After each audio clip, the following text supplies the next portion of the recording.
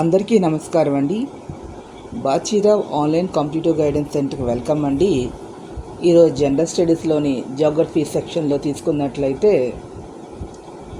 ఇక్కడ very important objective questions Indian జియోగ్రఫీకి సంబంధించి ఇవన్నీ ఎగ్జామినేషన్ పాయింట్ ఆఫ్ ఆప్షనల్లో ప్లస్ జనరల్ స్టడీస్లో కూడా చాలా ఇంపార్టెంట్ అండి. ఇవి నోట్ చేసుకోండి.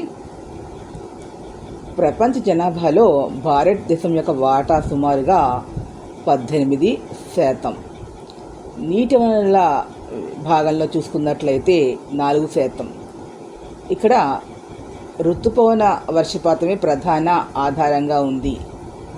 నదులు, సరస్సులు, చెరువులు, భూగర్భ జలాలు ముఖ్యమైనటువంటివి జలవనరుల కింద మనం తీసుకోవచ్చు.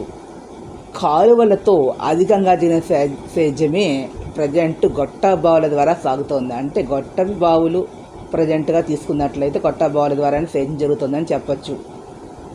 అంటే ఇక్కడ మన దేశంలో వ్యవసాయానికి మనం తీసుకున్న శాతంలో తీసుకుంటే భూగర్భ జలాలే మనకు అధికంగా లభిస్తున్నాయి అనేది ఇక్కడ పాయింట్. ఇక్కడ జీవనోపాధికి, పర్యావరణ పరిరక్షణకి కూడా జలవనరులు అనేటటువంటివి వాటి యొక్క వినియోగం అనేది ముఖ్యంగా తీసుకుంటే 1950-51 సంవత్సరంలో కాలువల ద్వారా 8,295,000 హెక్టార్లు, గొట్టబావుల ద్వారా 5,978,000 హెక్టార్లు, చెరువులు ఇతర మార్గాల ద్వారా 6,580,000 హెక్టార్ నీటిపారుదల సౌకర్యం అనేది ఇక్కడ గుర్తుపెట్టుకోవాల్సింది. మనకి ఫస్ట్ అత్యధికంగా తీసుకున్నట్లయితే కాలువలు, నెక్స్ట్ వచ్చి చెరువులు ఇతర మార్గాలు అంటే చెరువులు, థర్డ్ గొట్టపు బావులు అనేది. గణాంకాల ప్రకారంగా ప్రభుత్వం ఇచ్చిన గణాంకాలు 2022-23లో కాలువల ద్వారా 18,124,000 హెక్టార్లు అని గుర్తుపెట్టుకోండి.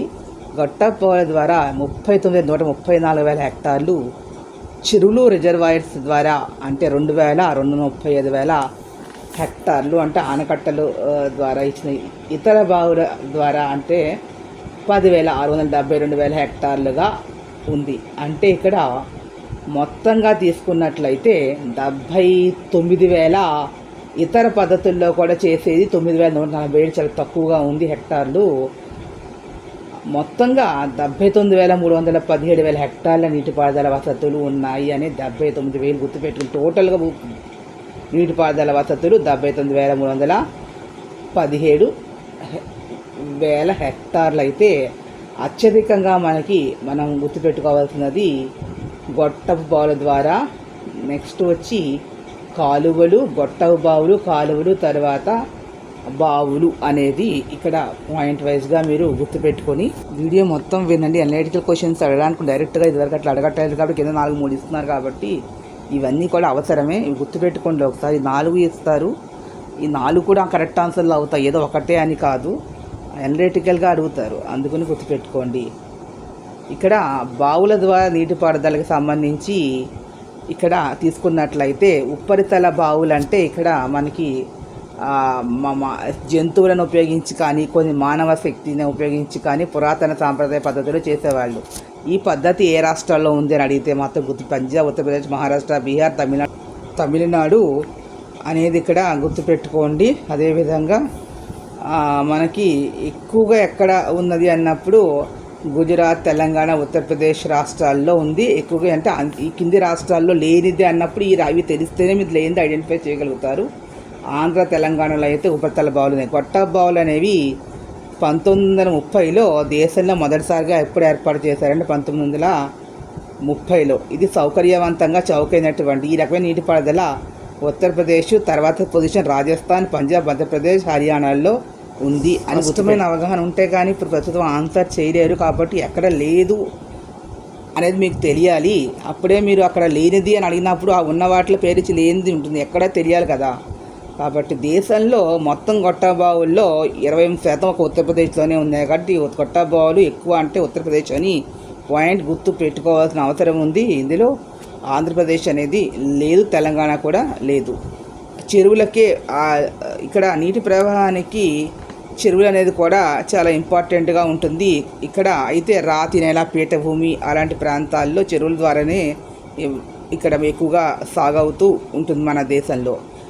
ఇటీవల చెరువులను పూర్తి చేసేసి బిల్డింగ్లు కట్టడం వల్ల అభివృద్ధి పేరుతో చెరువులని పెద్ద పెద్ద బిల్డింగ్లు కట్టడం వల్ల చెరువులు తగ్గిపోయాయి.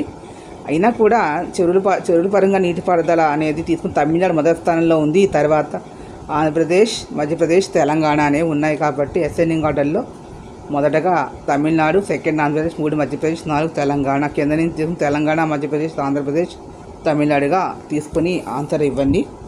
అదేవిధంగా మనకి ఇంకొక ఇంపార్టెంట్ పాయింట్ ఏంటంటే అతిపెద్ద కాలువ వ్యవస్థ. ఇక్కడ ఎప్పుడు కూడా మనకి నీటి ప్రపంచంలోని అతిపెద్ద కాలువల వ్యవస్థల్లో బావుల ద్వారా నీటిపారుదల తర్వాత 2వ స్థానంలో కాలువలే ఉన్నాయి. అయితే ఇక్కడ మనకి నీటిపారుదల కాలువలు తీసుకున్నట్లయితే ఉత్తరప్రదేశ్ ప్రథమ స్థానంలో ఉన్న తర్వాతి స్థానంలో రాజస్థాన్, ఆంధ్రప్రదేశ్, మధ్యప్రదేశ్, హర్యానా రాష్ట్రం. మైదానాలు ఎక్కువగా ఉన్న చోట ద్వీపకల్ప ప్రాంతాల్లో కూడా కాలువల ద్వారా జరుగుతుంది. ఈ అయితే ఉత్తరప్రదేశ్ మాత్రం ప్రథమ స్థానంలో ఉంది ఇక్కడ అనేది గుర్తుపెట్టుకోవాల్సినటువంటి అవసరం. బిందు సేద్యము నీటిపారుదల, డ్రిప్ ఇరిగేషన్, తుంపర పద్ధతి అంటే స్ప్రింక్లర్ నీటిపారుదల. ఈ బిందు సేద్యం అనేది దేశం 4% వరకు ఉంది.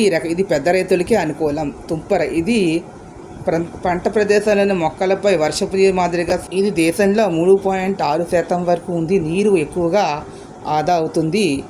ఈ వీడియో మీకు నచ్చినట్లయితే ప్లీజ్ సబ్స్క్రైబ్ మై ఛానల్. మరిన్ని వీడియోల కోసం థ్యాంక్ యూ.